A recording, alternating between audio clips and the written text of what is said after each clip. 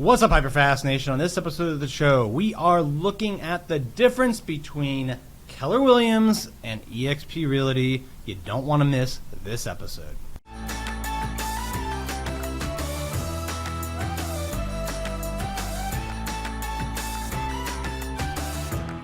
All right, welcome to the show. Today we are talking about eXp versus Keller Williams. First, let's talk about what these two real estate companies have in common.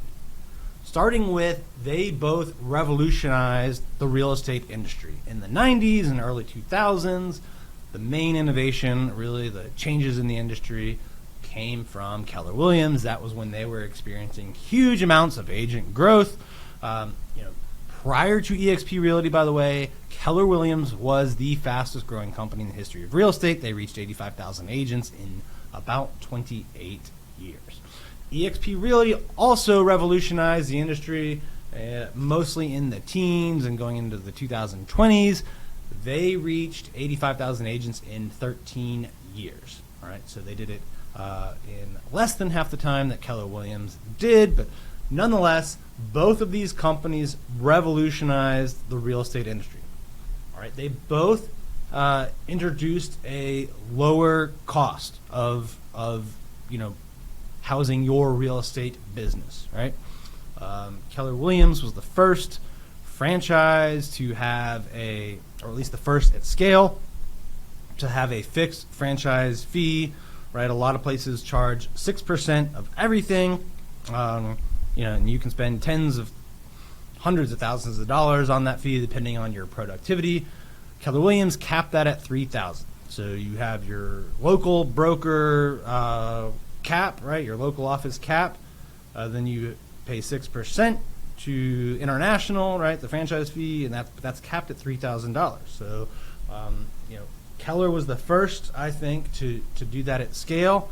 eXp came along and just did it better, right?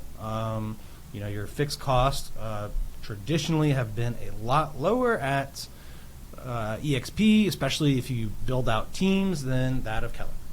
All right, two more similarities of the companies, then we'll start to get into some of the differences. Keller Williams, I think, was one of the first companies to really focus on education. Right, they've done a good job historically of being an education-based company. They've got multiple books, The Millionaire Real Estate Agent, and other books that have been very influential in the real estate space. They've got a coaching company called MAPS, and a lot of other, programs, things that focus on education. They've done a great job at that. No arguing, right? eXp Realty also is very educational focused. They have a platform, eXp World, where agents can log into. There's up to 50 trainings a week on there. You can go on eXp Workplace and collaborate with other agents there. So the collaboration, the education at eXp Realty is tremendous. They've created this icon program as well, where the top 1% of agents, these are agents that are capping and then doing 20 additional deals or 500K GCI, they become what is known as icon agents.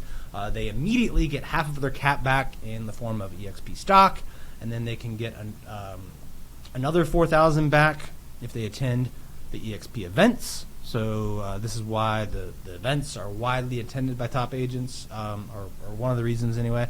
And then the other $4,000 part of that cap, they can also get back in stock. So the full amount, to get that part, they have to do what's called, there's different cultural options, many of which are to teach classes. So this is a program that incentivizes the top agents to share and give back. So I think eXp has taken the education piece a bit further and really encouraged this decentralized training approach, right? Where agents from all over different markets are incentivized to come on and teach, and then I think the best ideas then get to bubble up to the surface and gain more traction, right? So I really like the grassroots element that is encouraged through the eXp platform when it comes to training and coaching.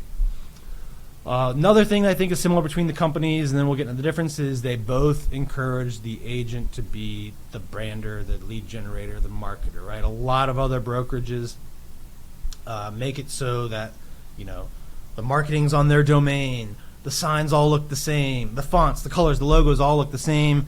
Keller Williams, I think, is one of the first companies at scale to really say, brand yourself, not the broker. eXp has done the same thing.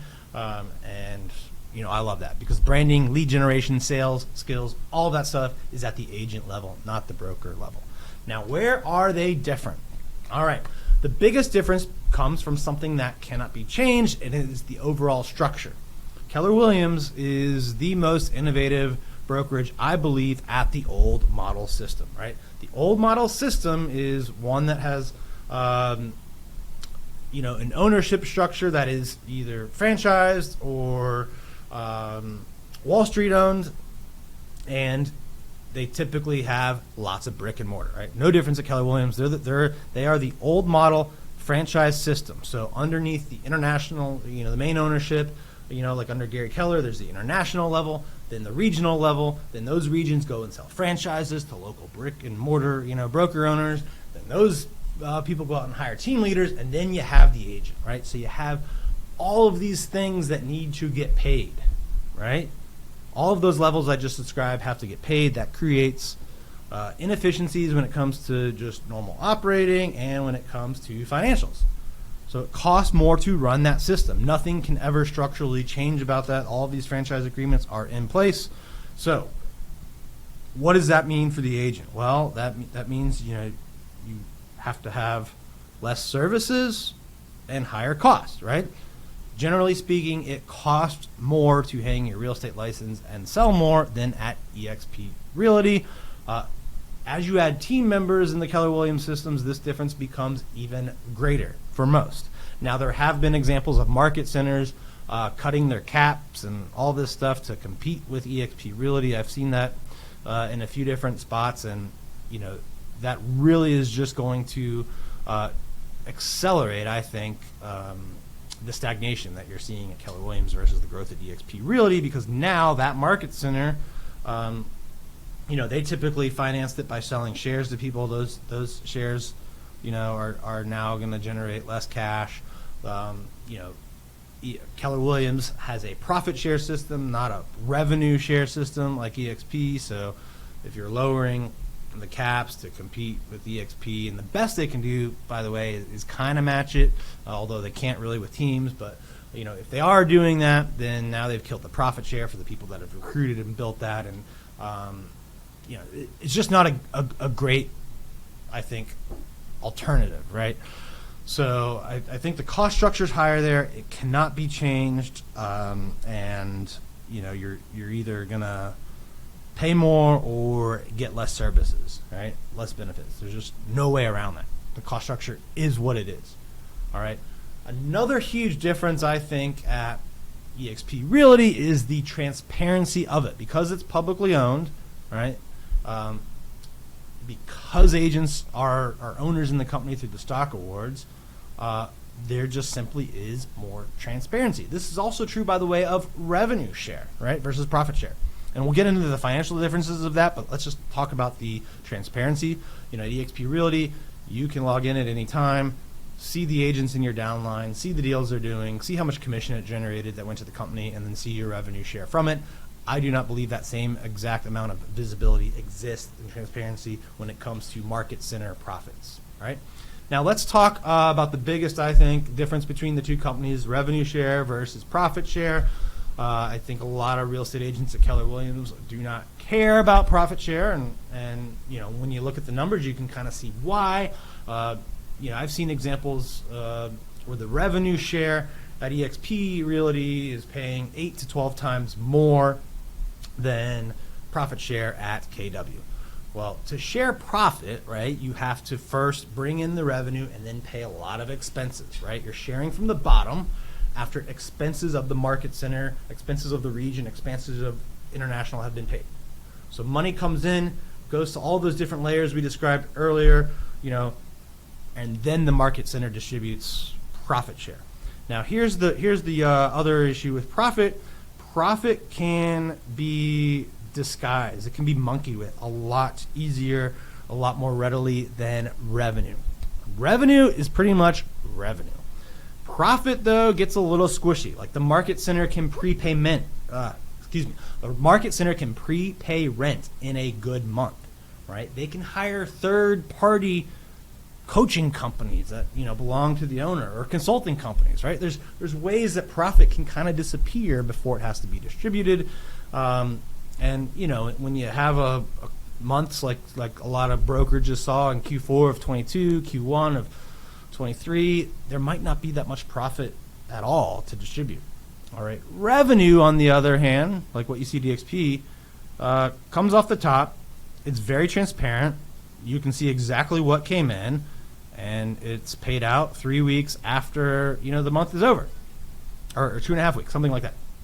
And because of the low cost structure, because of the greater efficiencies, right, that I described in the system of not having the regions and franchises and office leaders, right, because of all of that, they have a lower cap, but they also have a lot lower expenses. So guess what? Of that cap money, roughly half of it goes back into the revenue share. So there's just more money to share. And I've seen examples of people at Keller Williams who've been there for 30 years that are, making less in a whole year than some of the top people at eXp make in 1 month that have only been there for like 4 or 5 years. So there's no doubt about it. The revenue share has such a greater ability to impact your life, whether you're a big team leader, new agent, anything in between. It can be much more meaningful, much more impactful than profit share. And it just has to do with the overall structure of the system, the greater efficiencies, and it's not anything really that can be changed. The old model's the old model, the new model's the new model, and I think more and more people will be migrating from the old model to the new model because of this. So those are the differences that I see between Keller Williams and eXp Realty.